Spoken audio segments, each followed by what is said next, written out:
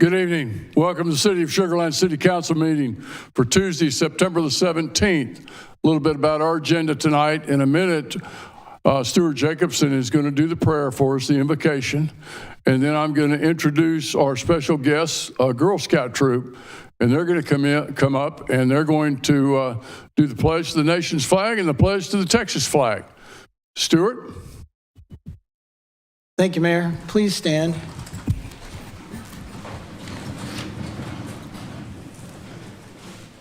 Let us take a moment to pause and reflect. As we gather here today to serve the people of Sugar Land, we are reminded of the great responsibility we bear as leaders of this community. We are thankful for the privilege to lead and make decisions that will shape the future of our city. We ask for guidance, wisdom, and clarity in all our deliberations tonight. May we lead with humility, fairness, and compassion, always striving to uplift the lives of those we represent. Help us to work together in unity, setting aside personal differences for the greater good of our community. At this time, we also pause to give thanks for the dedicated men and women who serve as first responders in our city, our police officers, firefighters, paramedics, and emergency personnel. We are grateful for their selflessness, courage, and unwavering commitment to protecting the safety and well-being of all residents. May they be shielded from harm as they protect and serve us with honor and distinction. Let us be ever mindful of the trust placed in us by our fellow citizens and strive to make decisions that reflect the values of justice, integrity, and service. May this meeting strengthen our resolve to foster a safe, prosperous, and united Sugar Land. Amen. Now I'm going to invite up I'm going to first do with the troop leaders, and I'm going to invite Anam Panjwani and Sana Maradia, and the Girl Scouts, Anila Shenaria, Araya Maradia, Ava Momin, Aaron Shamadia, Estel Kawaja, Hana Ramzi, Mahum Waliani, Nara Naveed Ali, Natanya Punjwani, Naraya Punjwani, Rahana Ghanizada. I think I got that right. If y'all would come up, they're going to lead us in the pledge to the nation's flag and to the Texas flag. Who wants to start us off? Why don't you, y'all want to, okay, here we go. Right there. You just share it. Everybody kind of gather up.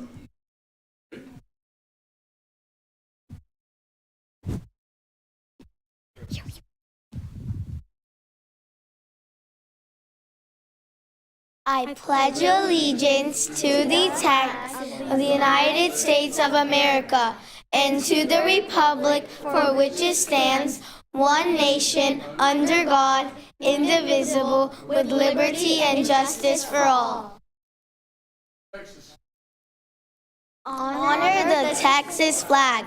I pledge allegiance to the Texas, one state, under God, and one indivisible. Very nice. Councilmembers Mike, Mary, y'all come down.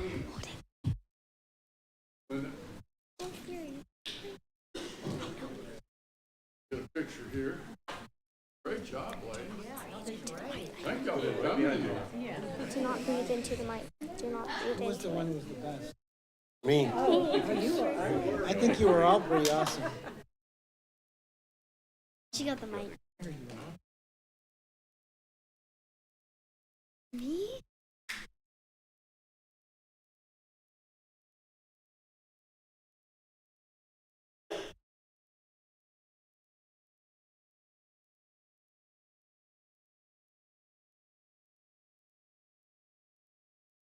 Way to Thank go, you. girls. What grades are y'all in? Yes. Fourth grade. All right. Thank you for being here.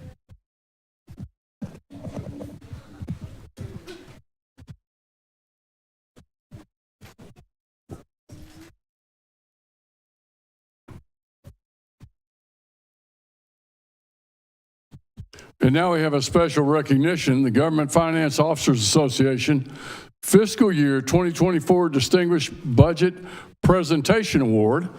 I'm going to ask Justin Mayorita, our Assistant Director of Budget, to come on down. Lauren, where are you? Are you here? Lauren, if you'd come down too, please. And I'm going to hand it off to you guys, Justin, and let you introduce the topic. I'll hold your plaque. Thank you, sir. Okay, so the GFOA, or otherwise known as the Government Finance Officers Association, is a U.S. and Canada-based organization that kind of leads the government budgeting and finance topics across those regions. Back in 1984, they established the Distinguished Budget Presentation Awards Program, which encouraged and assisted state and local governments to prepare budget documents of the very highest quality that reflect both the guidelines established by the National Advisory Council on State and Local Budgeting and the GFOA's best practices for budgeting. Then, of course, to recognize individual governments that succeed in achieving all of those goals. Annually or currently, we have approximately 1,800 different governments, including states, cities, counties, special districts, and so on, that have been recognized for transparency in their budgeting. To earn this recognition, budget documents must meet the program's strict criteria and excel as both a policy document, financial plan, operations guide, and communication tool. This year marks the city's 28th year to get the award consecutively. And at this time, I'll ask two of my senior budget analysts that are present with us today, Crosby Q and Lee Sue, to come up and join us for the picture.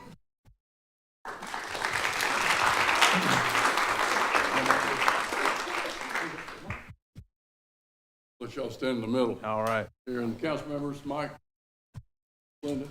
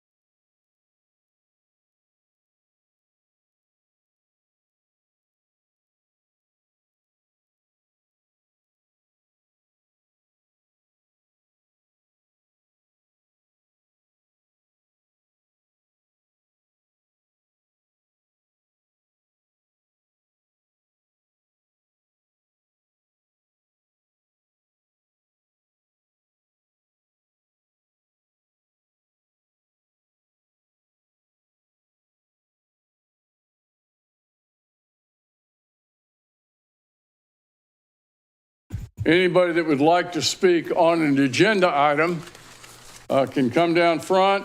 It has to be an active agenda item. You'll be limited to 3 minutes. Anyone? Moving on now to item number 3, consent agenda.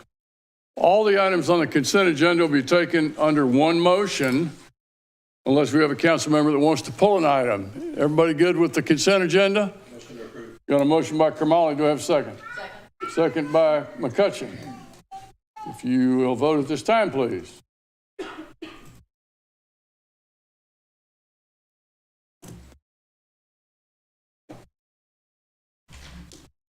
And it passes unanimously. Thank you, council members. Item number 4. Suzanne, I'm going to let you take item number 4. And if you'll wait till I get out of the room.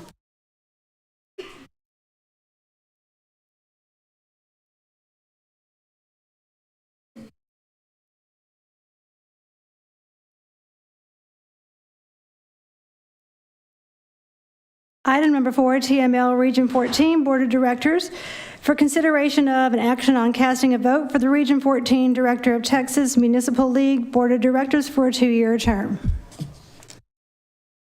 I need a motion from council. We nominating. The nominations are on this. It is for the ballot. The consideration for the casting a vote can be a casting for the director of the City of Sugar Land. TML city member city is to cast a vote for the election of Region 14 director. The city is entitled to one vote. This vote must be cast by a majority vote of the city's governing body. The nominees are Frank W. Robinson, City Council Member of Shenandoah, and Joe Zimmerman, Mayor of Sugar Land, the incumbent. Motion to nominate Zimmerman. We're actually just voting, are we just voting on the ability to vote for the member or to vote at all? You are nominating and voting on the member. Okay, so we have a motion to vote for, nominate and vote for Mayor Joe Zimmerman. Do I have a second? Second. So we have a second. Can we vote at this time?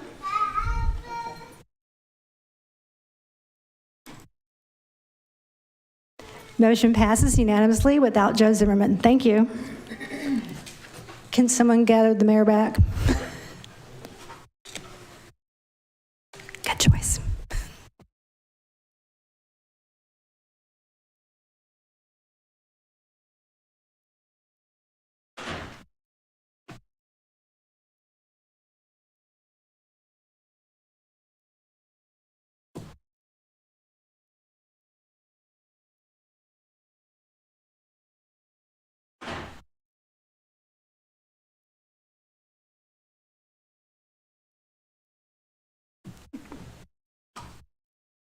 Thank you, Suzanne.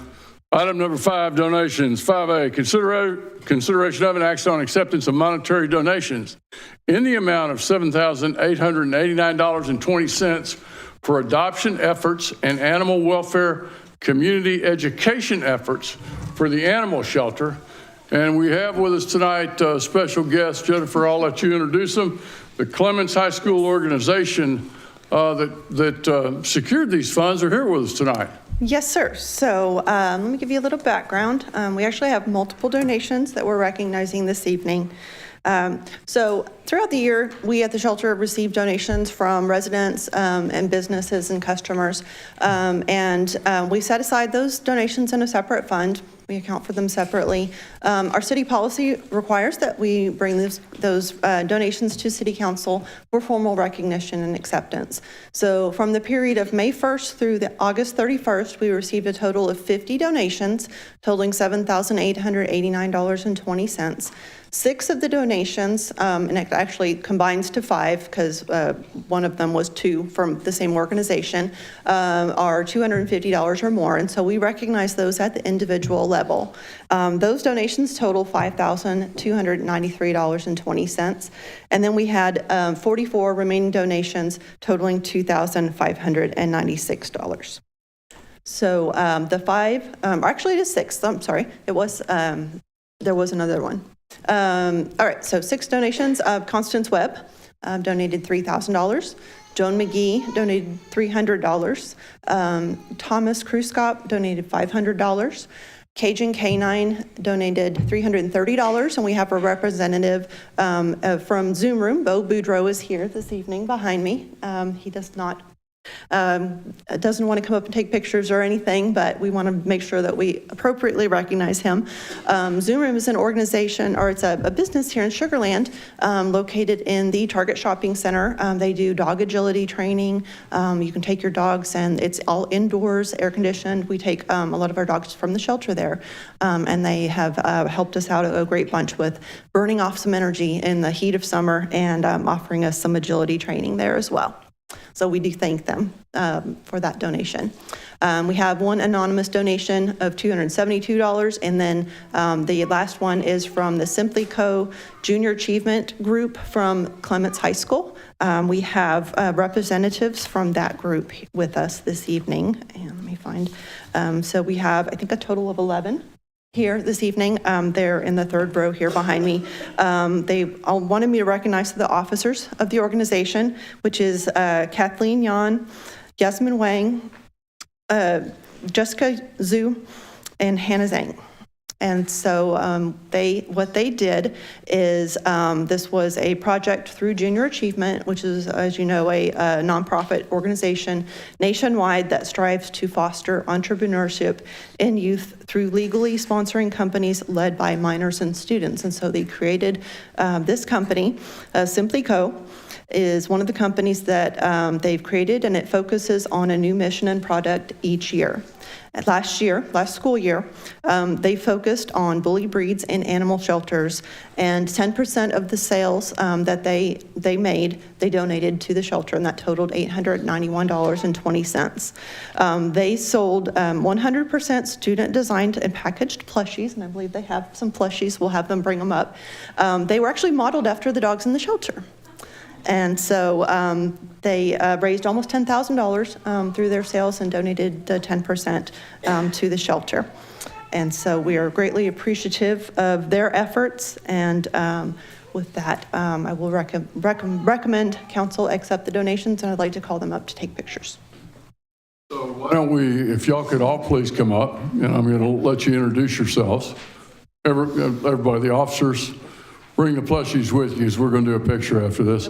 And anyone else that was in any other donor that wants to be recognized. No pressure for anybody. It's only if you want to be.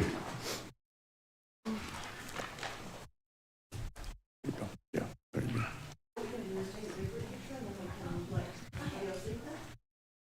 You want to do the picture? Council members? Here you go. I'm going to start down here. If y'all introduce yourself. Hi, my name is Kathleen Y.A.N. Yen.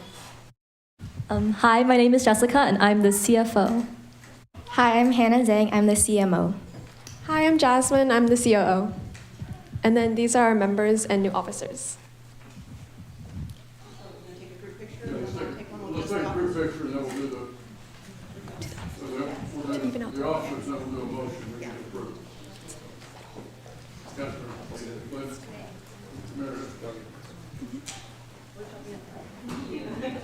Mary's always very shy. She doesn't like to do that.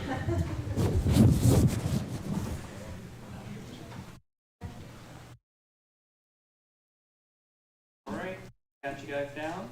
3, 2, 1. More. 3, 2, 1.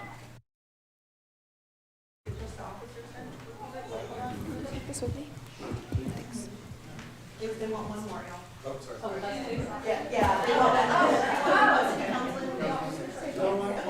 Just me.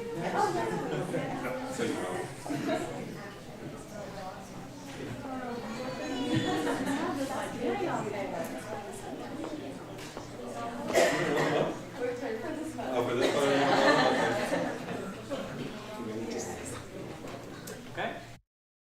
3, 2, 1. And one more. 3, 2, 1.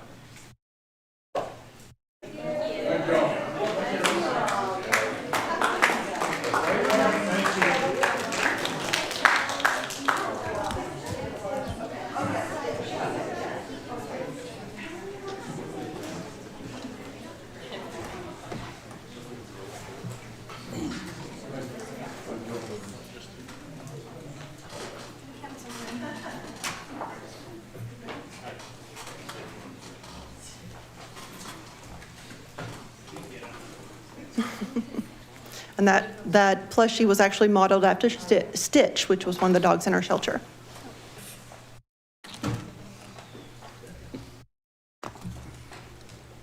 Item number 6, ordinances and resolutions. Mayor, we need an action. Oh, sorry, we're going to get the motion. So 5A, consideration of an action on acceptance of monetary donations in the amount of $7,889.20 for adoption efforts and animal welfare community education efforts for the animal shelter. Do I have a motion? To approve. Got a motion by Kamali, second by McCutcheon. Vote this time, please.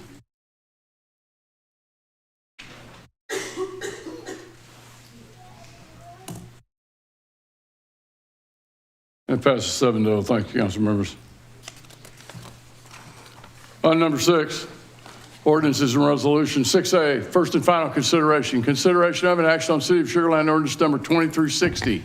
An ordinance of the City Council of the City of Sugar Land, Texas, amending the fiscal year budget 2023-2024 for the City of Sugar Land, Texas, to provide that the revised budget address funds relating to certain capital and operating budget matters, and that this amendment be adopted as the budgeted amount for those funds. Justin Mejorado, our Assistant Director of Budget. Justin. Thank you, Mayor. We're here with one final budget amendment for fiscal year '24. Some background on why we're here this afternoon. As a result of the debris from Hurricane Beryl, the city did activate its emergency debris contracts for 3 contracts totaling a not to exceed amount of $7.6 million. Back on our last week's meeting, council approved the resolution for number 2451, authorizing an interfund loan of $6.3 million from our utility to solid waste fund.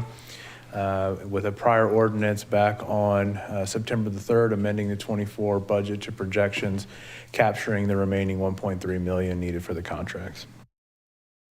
Here we do have an updated financial picture of our water utility fund for fiscal year '24, which includes increasing the expenditure appropriation for the transfer of the interfund loan to our solid waste fund, totaling the 6.3. These additional expenditures do reduce the fund balance down to just over $29 million.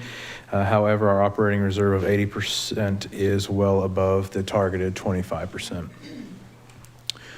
Here's showing the solid waste change in the financial picture. We're capturing that $6.3 million and the revenue appropriation coming over from the utility fund and allocating the remaining $6.3 million to the expenditures to do the contracts.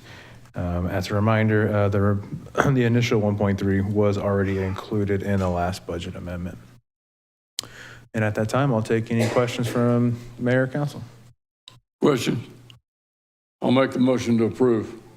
Do I have a second? Second. Got a second by Lane. Everybody vote this time, please.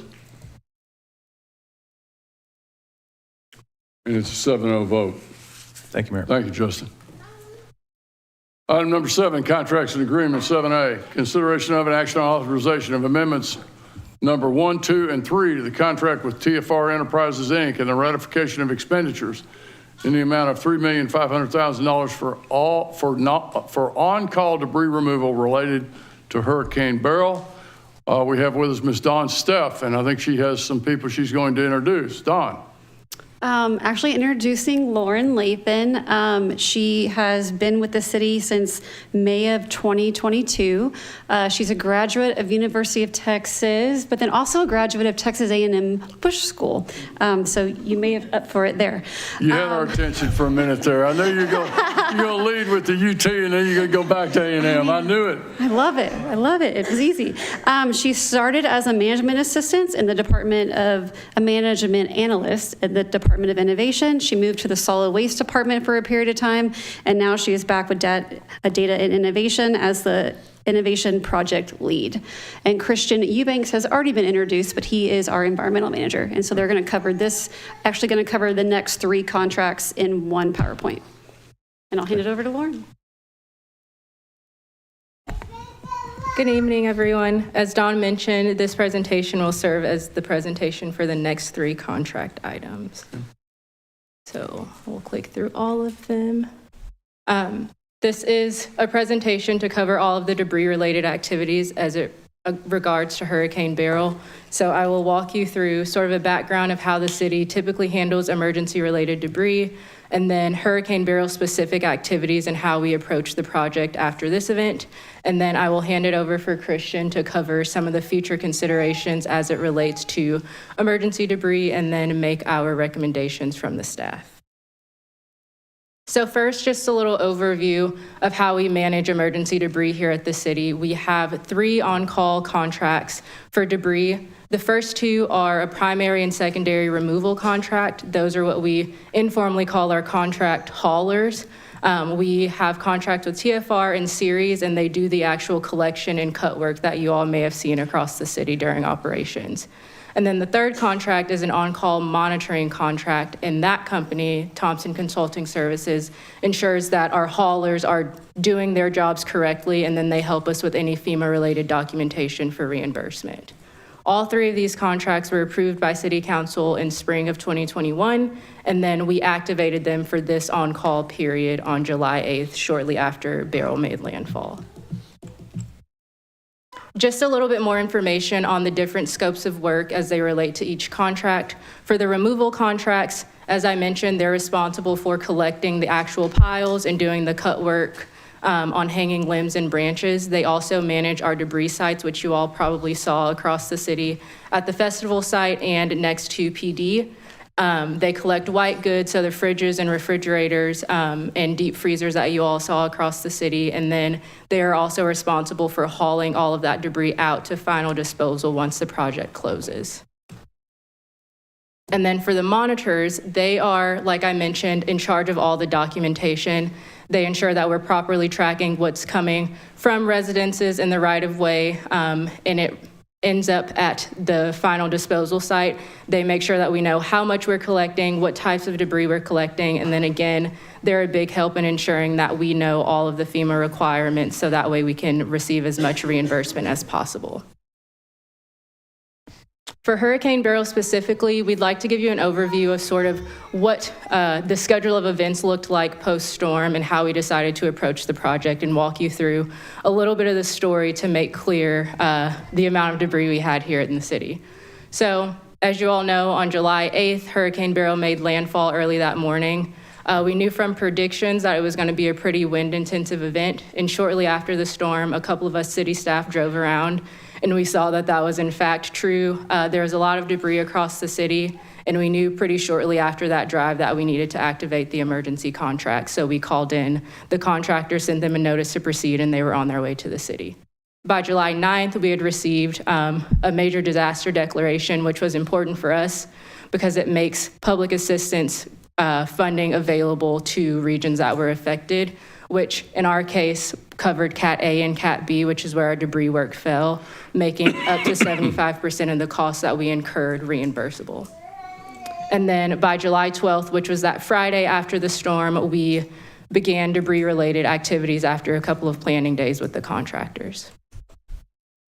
The next few slides, I just wanted to walk you through some pictures again so we can sort of see what the situation was in the city. So this first slide is later in the day after the storm. We couldn't get pictures right immediately, but this is after some of the street clearing began. And even in these pictures, even though it's moved from the middle of the road, you can still see along the edges sort of the volume of debris that we were having to plan for. There's a lot of large branches and limbs, and then in many cases, there are whole trees that were falling. And so this is sort of how we were able to gather what we had on our hands and how to approach the situation.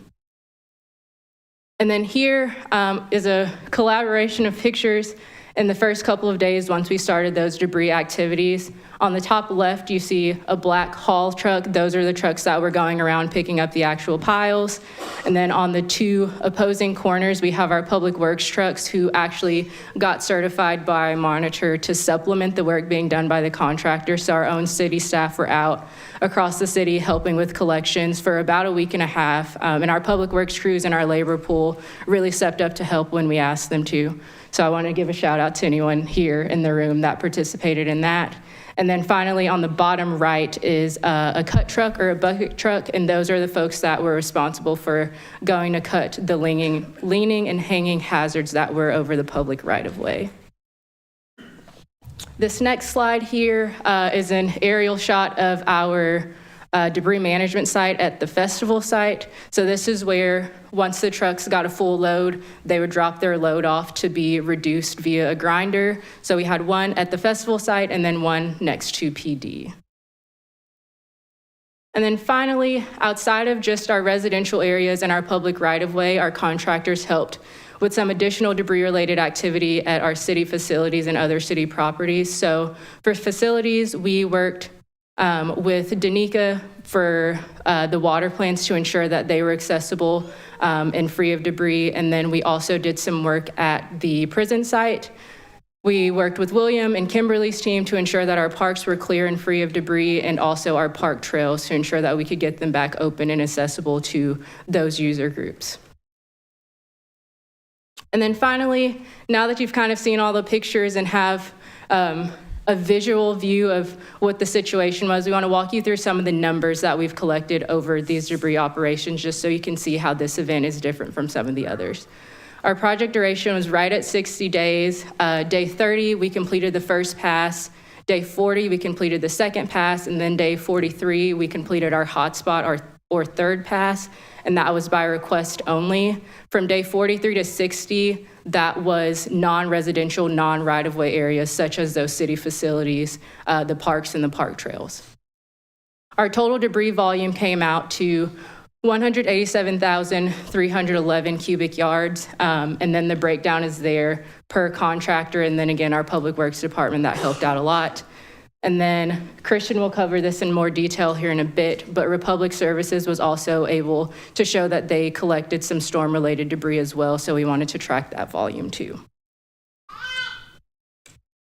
And then finally, we've created some numbers and wanted to show you how much debris we collected in each pass to show that the volume was decreasing as we completed each pass, which to us meant that we were doing the job correctly. So the first pass, we were right over 160,000. The second pass, we were about at 25,000 cubic yards. And then that third pass was 378 cubic yards. And that was completed on August 4th.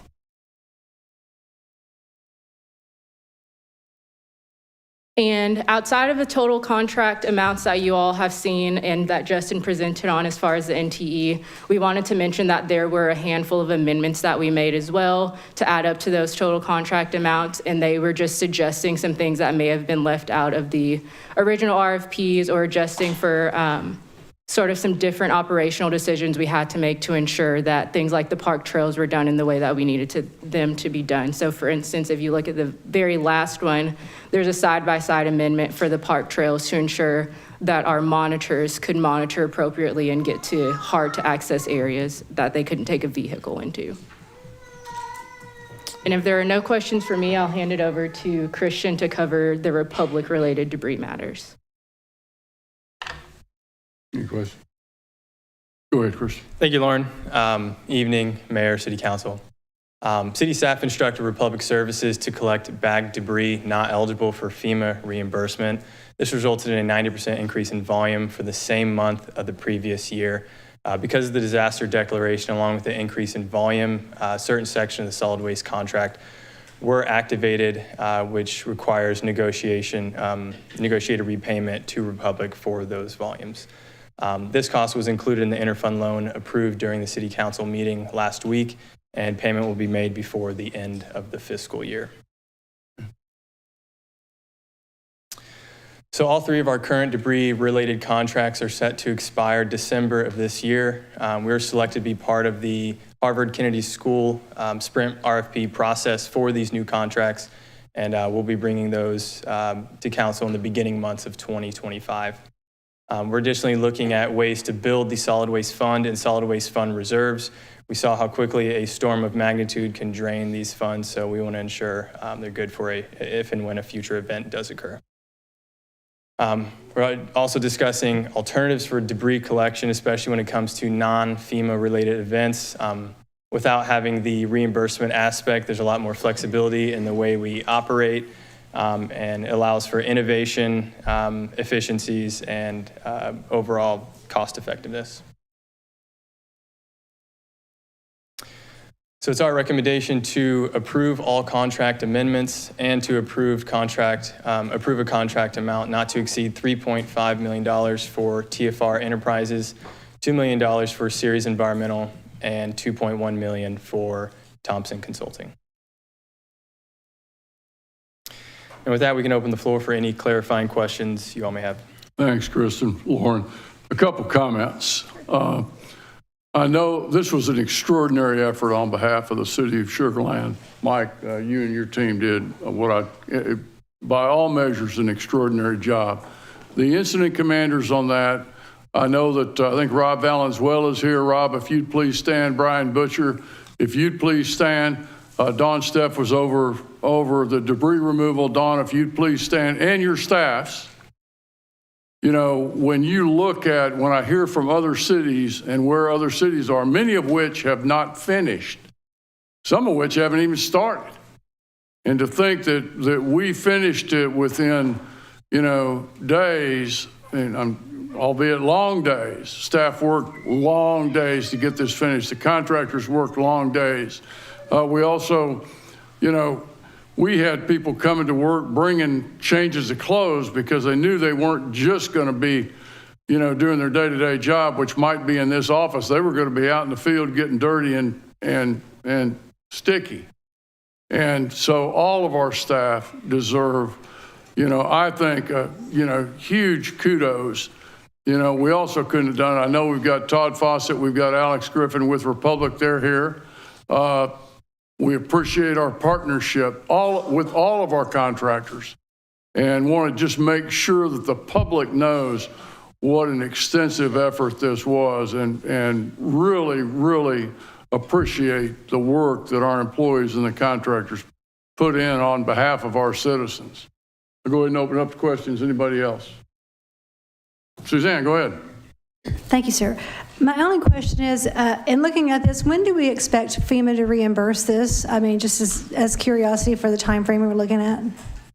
Someone please correct me if I'm wrong, but I believe the last discussion we talked about a year to 18 months. Yes. Good luck.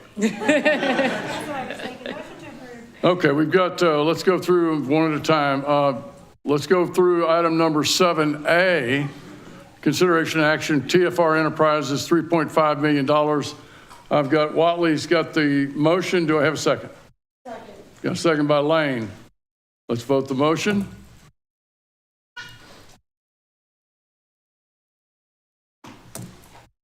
And it's a 7-0 vote. Now for the motion on 7B, consideration and action on authorization of amendments 1 and 2 to a contract with Ceres Environmental Services in the amount of $2 million. Do I have a motion? You got one motion by McCutcheon. Do I have a second? Got a second by Kermali. You guys worked that out real well. You'll vote at this time, please. It also passes 7-0. Now let's take item number C, consideration of an action on authorization. Amendment number 1, the contract with Thompson Consulting Services, LLC, $2.1 million. Do I have a motion? So moved. There we go, Jacobson. I've got Jacobson. Do I have a second? Got a second by Kermali. Your vote this time, please. And it's also a 7-0 vote. Thank you, Don, Lauren, and Christian. Item number D, consideration of an action on authorization of a contract with King Solution Services, LLC in the amount of $1,924,475 for the wastewater collection system rehab Project E, package number 2, CIP WW2001. Tim John, our senior engineering manager. Tim. Thank you, Mayor and council members. Yes, this evening we're seeking your approval for construction contract with King Solution Services. This is related to our wastewater collection system. Project background, we've done a PER that identified areas in the city that were experiencing high volumes of infiltration. And infiltration is basically rainwater that seeps into the city system that causes our lift stations to have to pump more water and causes our wastewater treatment plants to have to treat more water. So we identified, we kind of came up with this alphabet soup name of projects, and Project A through E from the high to lowest priority. We've completed projects A through D, and these are the larger, deeper pipes that we had a significant impact on making improvements to the city. We're currently in construction right now with Project E, which is called Cured in Place in Construction. And cured in place is basically a resin that's installed inside the pipe itself. It expands with either hot water or steam or air, and it creates a brand new pipe. And that's currently going on in the city, and we're near construction completion with that. For this evening, we're considering Project E Package 2, which is pipe bursting, and it's ready for construction. Pipe bursting is a system where a tool is pulled through the existing pipe, the pipe is broken, and a new pipe is put in its place. And we have connections that go to that new pipe, and it's typically done for smaller pipes and for pipes that have issues that are either have internal damage or have changed in elevation that was significant enough that would not work for cured in place projects. Project location, this is an example. I've got two project location maps. These are the windows that show the locations of where we're going to be doing the pipe bursting. Now, each window just represents a particular area. There are probably 10 to 15 homes per window, and we have a total of about 35 windows. So it's scattered throughout the city, and it was identified, as I said, through previous PERs and work that's been done by city staff with their city staff knowledge. So the project scope this evening that for consideration, we have a little over 11,000 feet of 6 through 12 inch, so it'll be pipe bursting. And as I said, it was identified through the PER, CE staff's knowledge, and through our asset management program. There will be manhole rehabilitation with coating repairs. We'll do pre and post television inspection. We'll have service connections.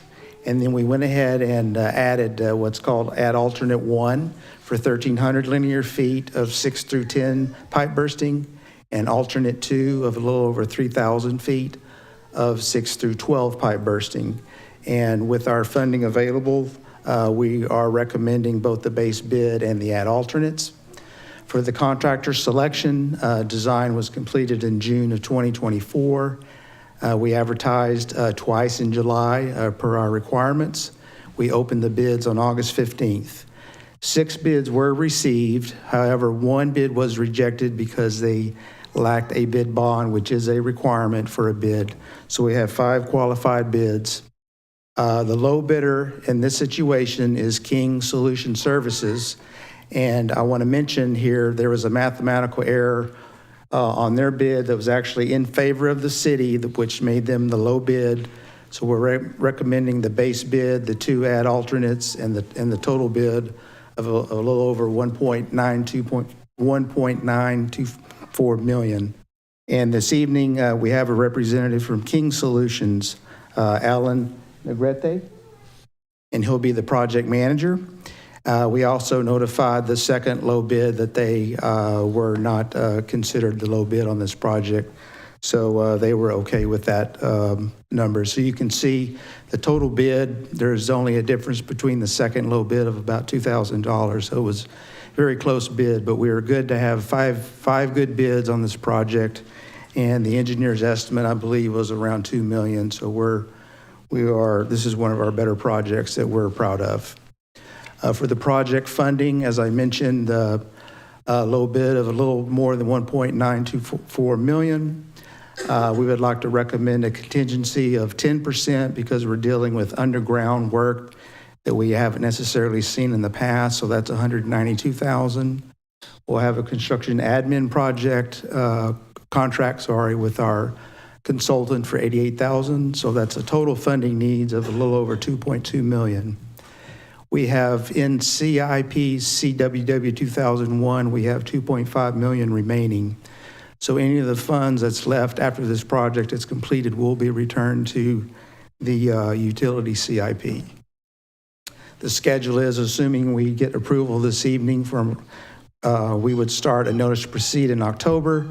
For this many locations, we expect about 365 calendar days to substantial completion.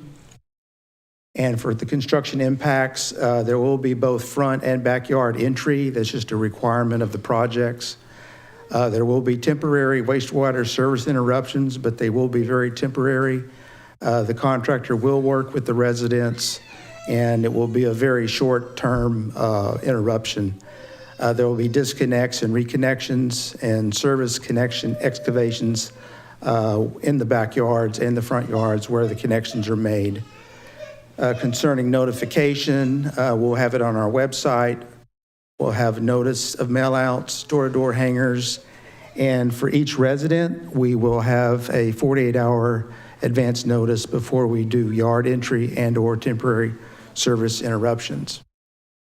With that, our request for approval, staff recommends construction contract with King Solution Services, LLC, for the Collection System Rehab Project E, Package 2, CIP CWW 2001, in the amount of $1,924,475. And with that, I can answer any clarifying questions. Questions? Suzanne? Thank you, Tim. This is a lot going on in District 1, so I know there are going to be a lot of questions from constituents. What is the process to proceed? I mean, do you start at one area and just kind of work your way down, or will it be in different areas? I know you're going to give plenty of notice, but can they expect to see it kind of meander, or is it a different kind of process? The plan would be to take 4 to 5 windows at a time and do the pre-TV work first. Then that would set the contractor up to go into those windows and do the actual pipe bursting. While that crew is doing the pipe bursting, then there's another crew that's doing the next 4 to 5 windows. So it's an ongoing leapfrog process throughout. But they'll give plenty notification, and as I said, they won't bite off more than they can handle at once. So we'll make sure that our inspectors watch that when they go through. Great, and that was kind of my question. So they wouldn't be sitting there waiting for it to finish. They would be kind of moving on the whole time. Yeah, they'll go in and finish the project. They won't let it sit there. They won't start in window 1 and then wait for window 35 to get finished and go back to window 1. They'll finish those all together before they move on to their next areas. Perfect, thank you. Anyone else? Do I have a motion? Motion to approve. Got a motion by Watley. Do I have a second? Got a second by Jacobson. Vote this time, please.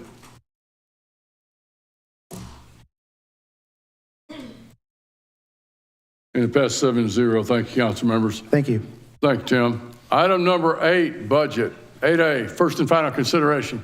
Consideration of an action on City of Sugar Land ordinance number 2359, an ordinance of the City Council of the City of Sugar Land, Texas, adopting the annual budget for the fiscal year beginning October 1, 2024, and ending September 30, 2025, appropriating the sums as set forth therein, adopting the capital improvement program plan 2025 through 2029, and adopting a compensation plan. We have with us Ms. Lauren Fair, our interim director of budget. Lauren. Yes, sir. Thank you.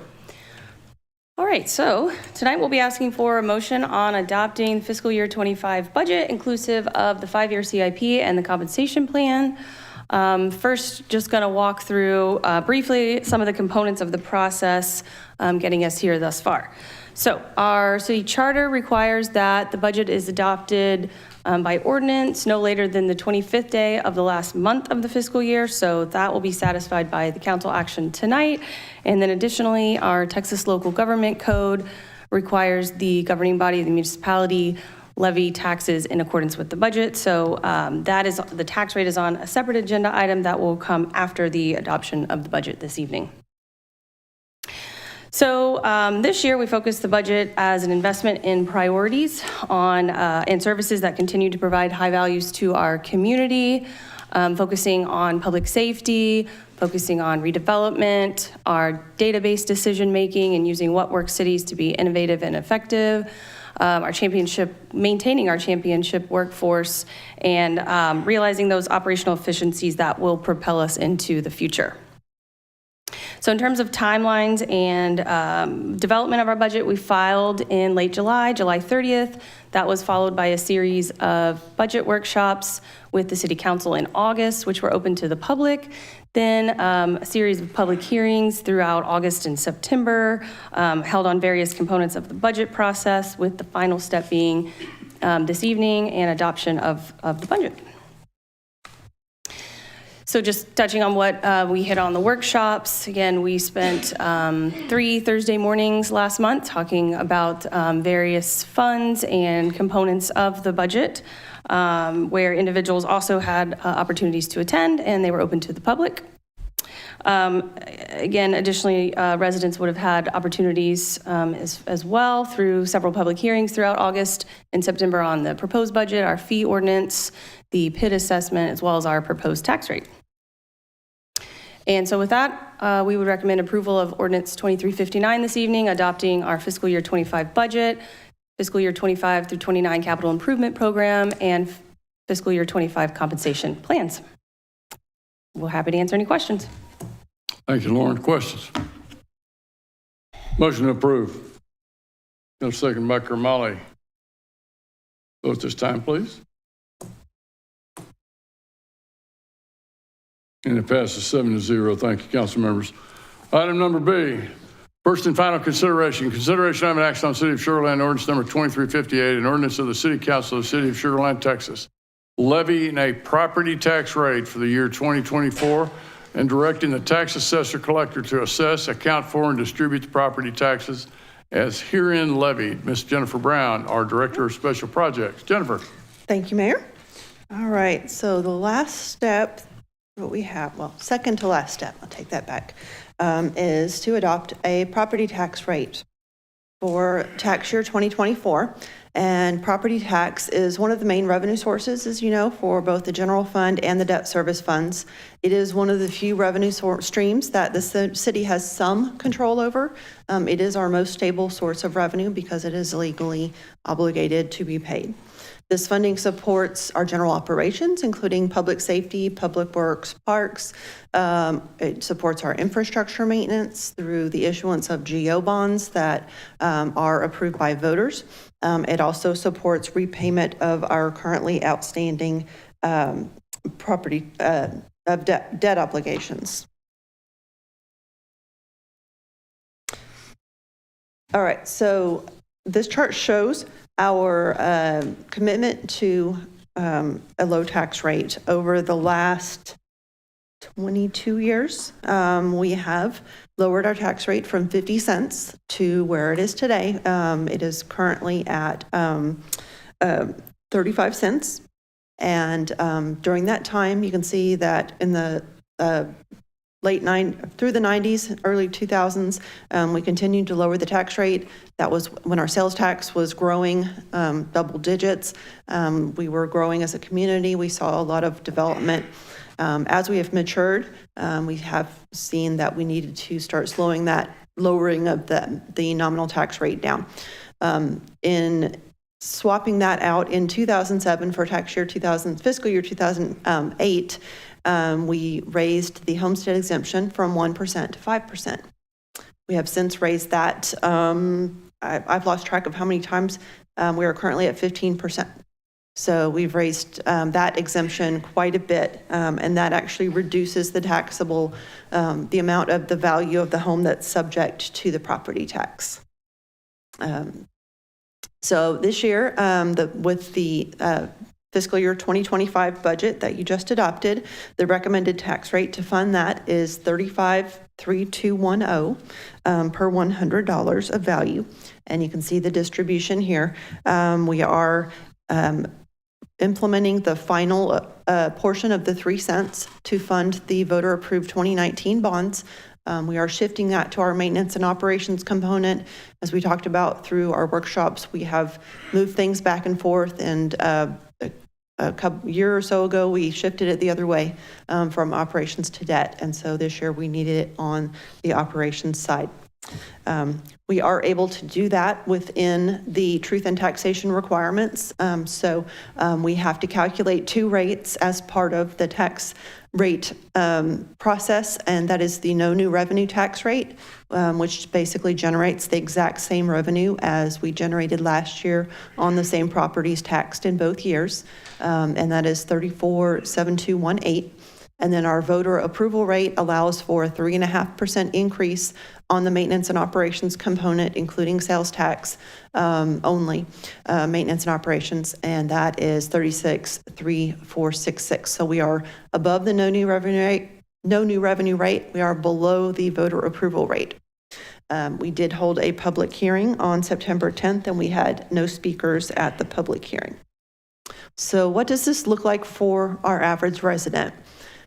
The average value this year went up 8.5% citywide. So it went from 464,000 to a little over 503,000. The homestead exemption grows by that same amount, 8.5%. And so we get a taxable value of $428,024. That gives a tax bill of $1,511.82. Now that is a 9.5% increase because that combines the 0.3 cent increase plus the growth in the value. So that works out to $131 a year or $10.93 per month. Now, obviously, this is going to vary for everyone. This is an average based on all of the single-family residences in the city. So the recommendation this evening is to set a tax rate for 2024 of 0.353210. You are adopting it in two components, the maintenance and operations rate of 0.207172 and the debt service rate of 0.146038. The ordinance has it split out like that, and the ordinance also directs the tax assessor to assess, account for, and distribute the property taxes. The tax code requires that the motion to adopt the tax rate be made in a certain language, and so I have that here on the screen for you. Okay. And with that, I'd be happy to answer any questions. I move that the property tax rate, a question? Go ahead, Carol. Yeah, thank you. Yeah, as you mentioned, Jennifer, so we're implementing the final portion of the GO bond with the animal shelter piece with the tax rate increase to the 0.00321, which goes to debt service, but then we're shifting that same identical amount over to M&O. But so if assuming the second portion of the animal shelter gets approved in the GO bond, then does that later get shifted back from debt service, from M&O to debt service, or how does that work? In case I've got a question from constituents, how would I explain it? Since we're applying it on the maintenance and operations side, it stays on the maintenance and operations side. Each year, the council sets a tax rate. And so in the future, if for some reason the rest of the animal shelter funding doesn't pass, then future councils will make that decision on how that tax rate gets allocated. I'm going to go ahead and make a motion that we approve. I move the property tax rate be increased by the adoption of a tax rate of 0.353210, which is effectively a 1.73% increase in the tax rate. Got a motion. Do I have a second? Second. A second by Lane. Vote at this time, please. And it passes 7-0. I'm going to take a point of privilege. This will be my last time leading the council and working with the staff and the city manager on the budget process. It's been an extraordinary privilege. It will be my 9th budget as the mayor, and 4 of those as a councilor at large position too. You guys are the most professional staff I've worked with. You're the only professional staff I've worked with. But I certainly have seen other cities, been a part of other cities, because I'm in the consulting engineering business, I get to see a lot of staffs. I get to see a lot of councils, and I get to see a lot of city managers. And we've got the best of the best. And council members, it's been a privilege to work with all of you. You guys have been a great council. Meredith, as our city attorney, keeping us out of trouble. But it truly has been a privilege. So we've got that passed 7-0. Thank you, Jennifer. Item number 8C, consideration of action on the ratification of tax revenue, including the fiscal year 2025 budget. And we've got Ms. Jennifer Brown again. Jennifer. Yes, sir. So in case you weren't sure on the last 2 items that you approved, the state law requires you to vote one more time to ratify the revenues that were adopted in the tax rate, in the budget, and set in the tax rate. And so this vote has to be separate and apart from the other 2 agenda items. And so with that, staff recommends that you ratify the revenues that are included in the budget and tax rate. All of this information will be posted on the final cover page for the budget, and we'll file that. This is the statement that goes, and I do apologize, I believe this slide is incorrect, so I'm just going to skip on through that. Oh, there we go. Okay. Wow, these all got out of order. I do apologize. So with that, staff does recommend that you vote to ratify the revenues as shown in the budget and tax rate. I'll make a motion to ratify the revenue as shown in the tax rate. Do I have a second? Second. Got a second by Lane. You vote at this time, please.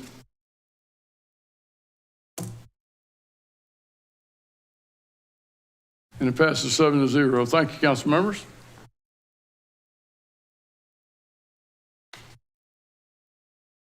Item number 9, City Council City Manager reports. 9A, City Council member reports. William, let's start with you. Well, mine is a shout out to, once again, to the Ishmaeli Center here in Sugar Land for always showing love to our public servants here in Sugar Land. They are exceptional.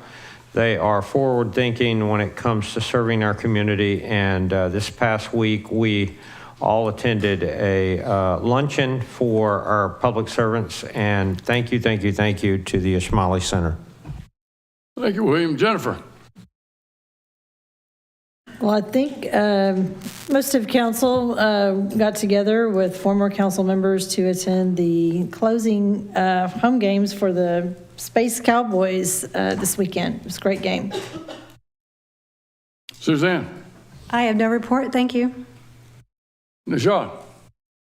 Mayor, Suzanne and I attended last Thursday night the groundbreaking of Imperial Office condos right next to the new Talliard Brewery. So we've got a brewery and we've got office condos and we've got a baseball stadium. That area is going to be really happening real soon. So congratulations to the owners out there. We were able to break ground, and Shaheen Momin and his team, congratulations. And that's it. Carol. Councilmember Jacobson and I attended the police department block party at T.E. Harmon, and I enjoyed seeing the canine flocks and learning more about what all he does.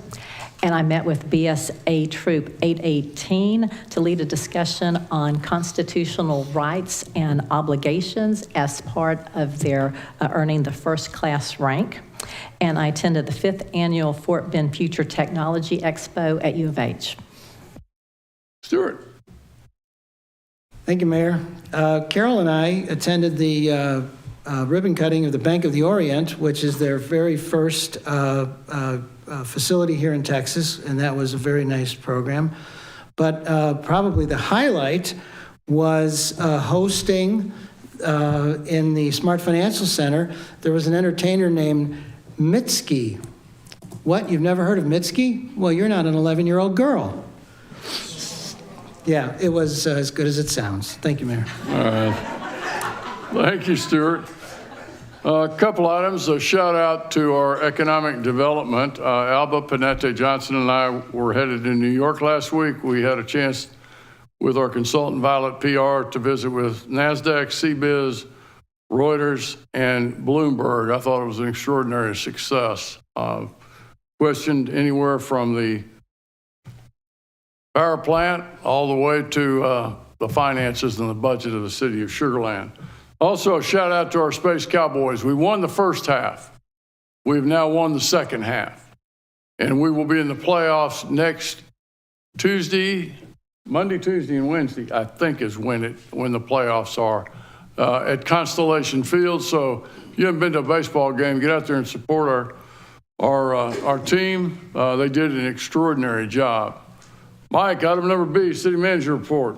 No report, Mayor. Carol's motion adjourned at 6:33.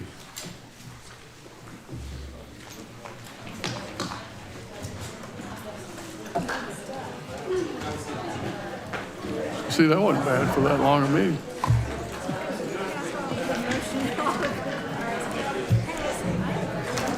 Shoot.